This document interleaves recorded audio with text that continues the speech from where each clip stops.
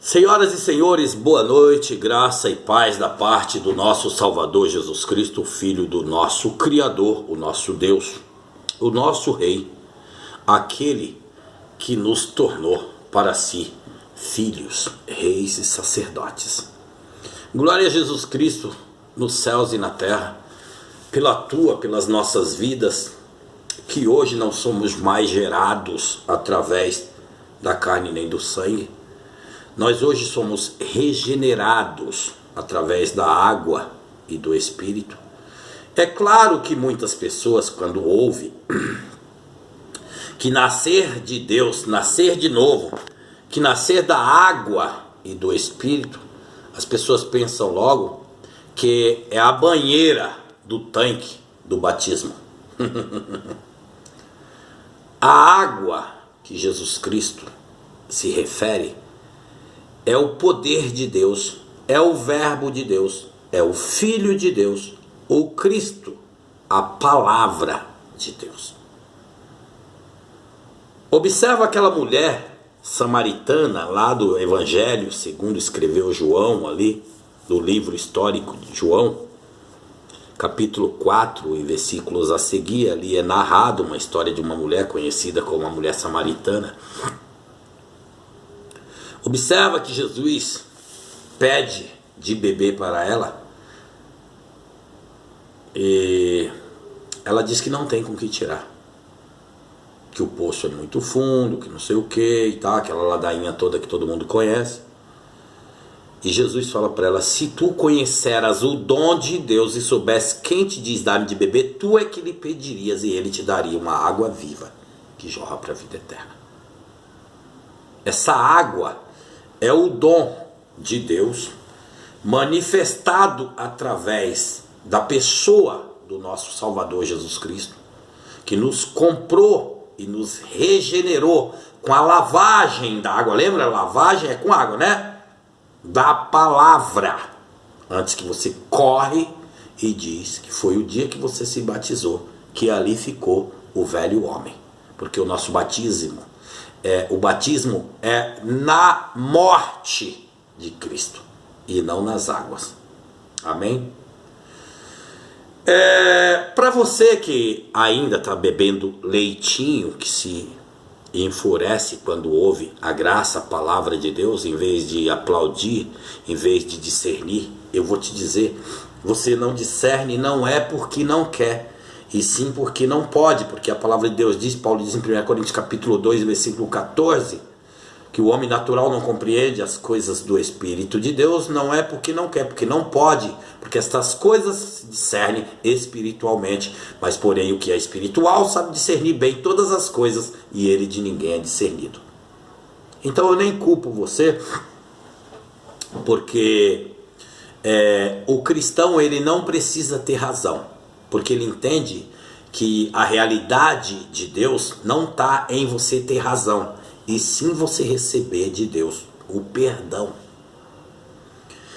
A Bíblia diz em 2 Crônicas 7,14 que se o meu povo que se chama pelo meu nome se humilhar e buscar a minha face e orar e se converter dos seus maus caminhos, dos céus eu os ouvirei, perdoarei os seus pecados e sararei as vossas terras.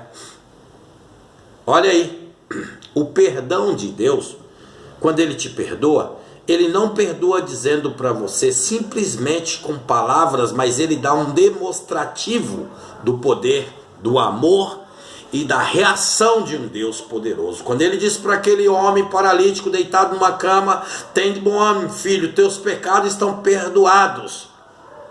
Os fariseus, os costumizados crentes das religiões, das igrejas evangélicas ali da época,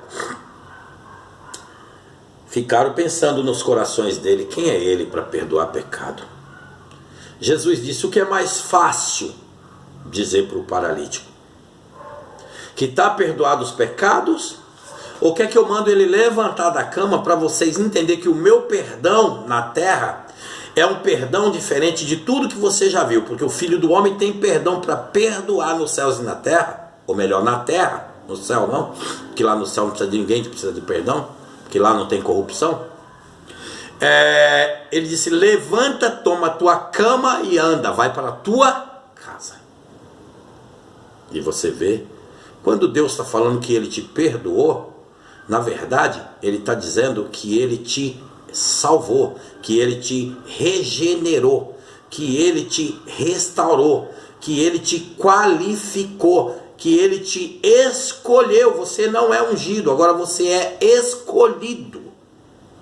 Agora há pouco mesmo eu estava conversando com um rapaz ali sobre carros antigos, porque para quem não me conhece, eu também gosto, sou restaurador de carro antigo, sou funileiro, sou customizador de carros também. E ele falou de um certo tal de pastor, que eu conheço muito tempo do sistema evangélico aí, carcerário, funerário, da Assembleia, que era para ser de Deus, mas não é. E ele falou assim para mim: você conhece fulano? Eu falei: sim, você está falando do pastor fulano, né? Ele disse: ele é pastor? Eu conheço o cara e nem sabia que ele é crente, que ele é evangélico. Ele é pastor, você está brincando? Fala sério. E começou a rir. Eu fiquei pensando: misericórdia, né, mano? Depois eu voltei atrás. O poder não está invisível, ele é totalmente visível e não desfalca os olhos do indivíduo. Jesus deixou muito claro que não tem como acender uma candeia em cima de uma montanha e ocultar, ou seja, esconder. Existe essa possibilidade? A resposta é não. Você vê. O cara fica em cima de um tal de um púlpito, que não é em cima do púlpito, é em cima do palco. O palco também está em cima do púlpito, o púlpito também está em cima do palco. E eles ambos gritando com a ladainha para cima e para baixo, chocorococô, corococô, entendeu? Dizendo que está cheio do Espírito Santo, falando uma língua de demônio, dizendo que é língua estranha, que é língua dos anjos, só se for do anjo malvado de Macaulay Culkin. E engraçado, né, mano? Paulo diz que os mistérios que teve oculto há anos, há séculos e séculos, hoje é tudo revelado. Que as coisas, Deuteronômio 29:29, Moisés fala que as coisas ocultas é para Deus e as reveladas é para nós. E se não há revelação, não tem visivelmente visões, eu não posso ver, eu só posso ver aquilo que é revelado. É por isso que o homem natural não compreende, ou seja, não recebe, não entende as coisas espirituais, porque para ele é oculto. Porque a Bíblia diz que Deus pegou os príncipes desse mundo e ocultou as coisas de Deus para eles e revelou para os pequeninos. Talvez você pode olhar para mim e falar: mas que besteira que esse cara ficou falando, não estou entendendo nada. Você não está entendendo, não é nem porque você não quer ainda, você não pode. Mas Jesus falou: buscar-me-eis e me achareis, quando me buscar de todo o vosso coração, de toda a vossa força, de toda a vossa alma, de todo o vosso entendimento. E Cristo esclarecerá estas coisas que todo o tempo teve oculto. É por isso que eu sempre prego e falo nas minhas pregações que Valdemiro, mas o Bispo Macete, fulano, Genotruque, e Mala Sem Alça, e todo mundo, essa equipe toda aí, que eles não enganam as pessoas porque as pessoas são bobas. Não é não, irmão. Essas pessoas, elas já é parte de um cenário de pessoas que são determinadas pela própria palavra de Deus, entregues ao mundanismo, aos gaviões aí, aos devoradores, homens que eles mentiam para você que o devorador era o demônio, né? É mentira, o devorador é eles. Jesus falou: acautelai-vos, porém, dos falsos pastores que vêm até vocês vestidos como ovelhas, mas interiormente são lobos devoradores, e por seus frutos os conhecereis. Você é parte do esquema do anticristo, da cegueira, da besta, do falso profeta, para ser enganado. Você é parte do cenário. Você não é enganado porque você é tolo, é porque você já é decretado, você é predestinado para ser enganado, para ser iludido, para ser entregue como presas na mão dos predadores. Quer que eu te provo? A Bíblia diz, começando em Juízes capítulo 2 e 7, diz que aqueles homens só eram crentes por causa de Josué. Depois que Josué morreu, filho de Num, os homens decaíram. Ou seja, não se vive vida cristã com a experiência de Josué, nem de Moisés, nem de Abraão, nem de Isaac, nem de Jacó. Amém? Cada um dará conta de si para Deus. Romanos 14 e 12 está essa verdade. Então, nós somos agora uma produção independente, indivíduos, com a graça, tá entendendo? Não é mais simultâneo. Agora é independente. Tá entendendo? Cada um dará conta de si, significa que o teu DNA ou as tuas impressões digitais não serve para mais ninguém no planeta, exceto para aquele que te criou. Se é que você é enxertado na videira verdadeira, você não vai ficar iludido com a figueira, igual o rapaz que fica pregando aí direto para socorrer, para ajudar, para levantar a figueira. Jesus amaldiçoou a figueira e ele está lá levantando a figueira, pedindo dinheiro que é para levantar a figueira de novo. Mas é muito idiota, é muito imbecil, mas depois eu vi que não faz isso porque quer, é porque é parte. Vamos lá. Oséias 4 e 6 diz: meu povo foi destruído. Não está dizendo que o povo vai ser destruído, não. Presta bem atenção para você entender o que é que essa narrativa do profeta Oséias está dizendo. Tá, para você entender, não aonde eu quero chegar, mas aonde a palavra de Deus está dizendo. Meu povo foi destruído porque falta o conhecimento. Olha só, observa para você ver.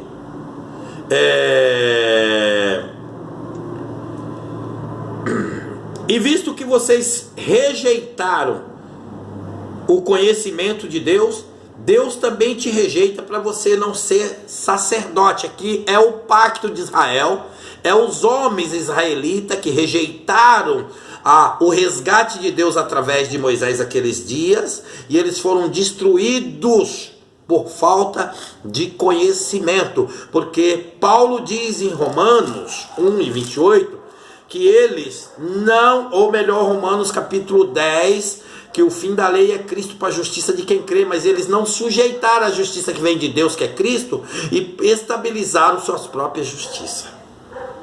Então Paulo diz no Romanos capítulo 1 e 28, e visto que os homens não se importaram de ter conhecimento de Deus, assim Deus entregou eles a uns sentimentos perversos para fazerem tudo o que não convém. Está entregue ou não está? É Valdemiro que é esperto demais, que é malandro demais? Ou é você que está entregue para ser despedaçado na mão deles, para trabalhar e ser escravo para eles?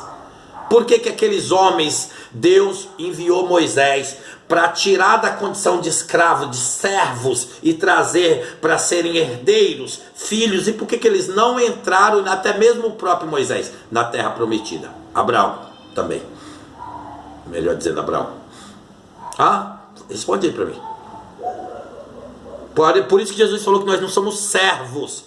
Ele não chama os seus discípulos de servo, porque a palavra servo é escravo. Ele chama nós de amigos, porque o amigo é filho e o filho é herdeiro. Amém?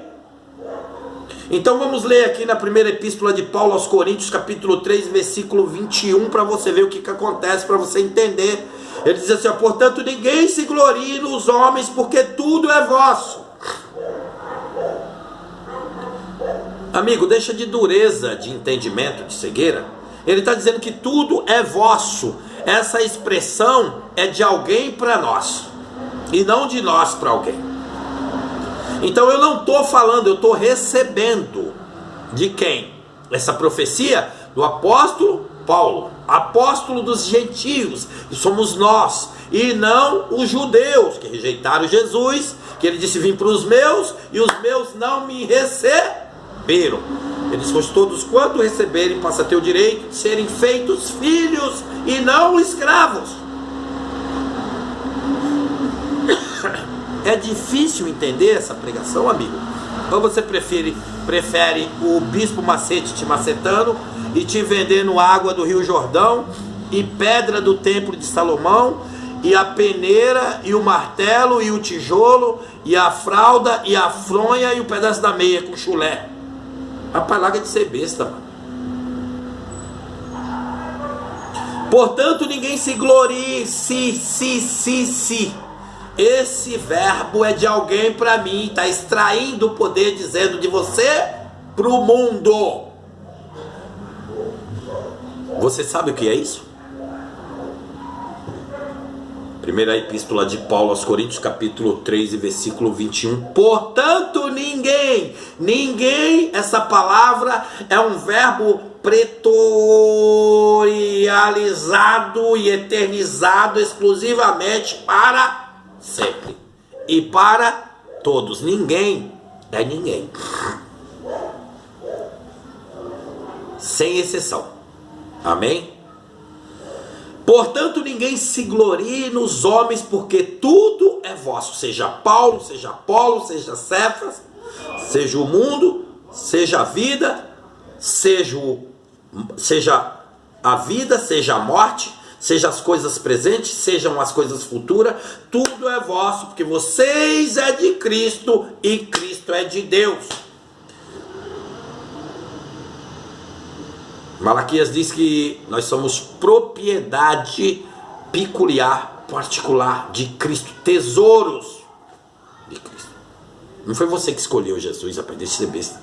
Você nem escolhe até hoje. Ninguém tem essa visão poderosa para escolher Jesus.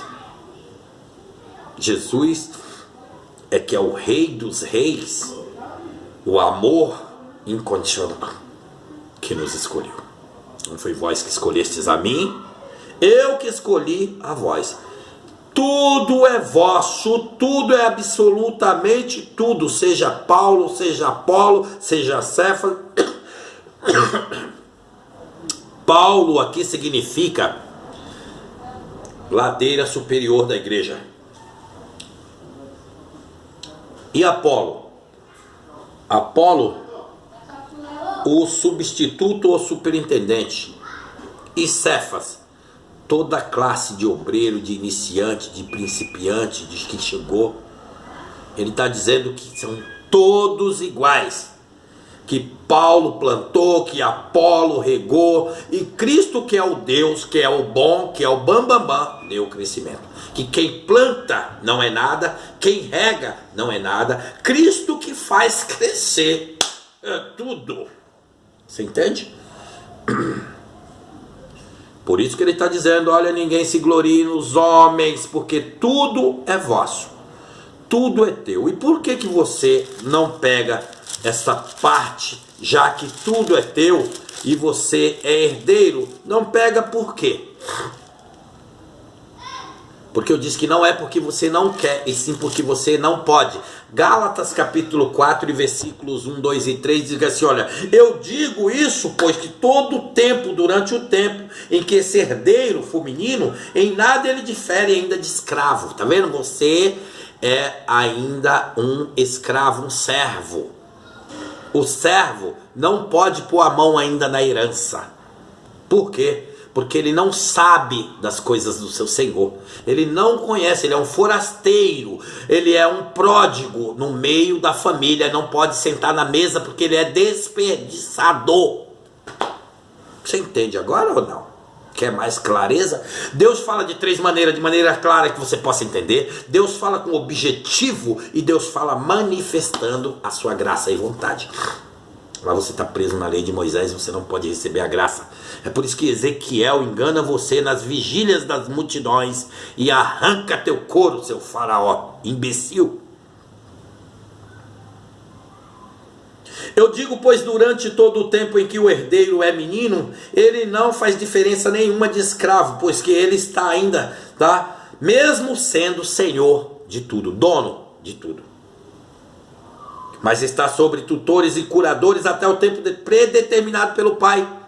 Assim também nós, era do mesmo jeito. Estávamos servilmente reduzidos, sujeitos, os rudimentos da primeira servidão do mundo. Mas vindo, porém, a plenitude do tempo, Deus enviou seu filho nascido de mulher, nascido sobre a lei, para resgatar ou remir os que estavam sobre a lei, a fim de que recebêssemos a adoção de filhos. Você que ainda vive debaixo da lei de Moisés, você não pode dizer que é um filho de Deus, porque você ainda debaixo da lei, você é filho de Abraão, seu jacaré de peladeira. Você é filho de Abraão, e Abraão é pai de nações, e Cristo em Deus é o pai da eternidade, rapaz. Tu é doido? Quer debater Bíblia comigo? Eu não sei ler, eu sei é discernir. O Espírito de Deus está sobre mim e me deu sabedoria, parceiro. O ex-ladrão aqui drogado, ó. Ei, tu é doido? Quase um fisiculturista, ó. Coisa linda. Craqueiro, viciado na cracolândia, mentiroso, ladrão, bandido desgraçado, mentiroso, adúltero, espancador de mulher. Tu é louco, rapaz. Jesus me fez nascer de novo. Ele disse: eu sou a ressurreição e a vida. Quem crê em mim, ainda que morto, viverá. Entendeu agora por que você não pode pôr a mão no ouro ainda? Porque é tolo. Abraço, valeu. Aprende aí.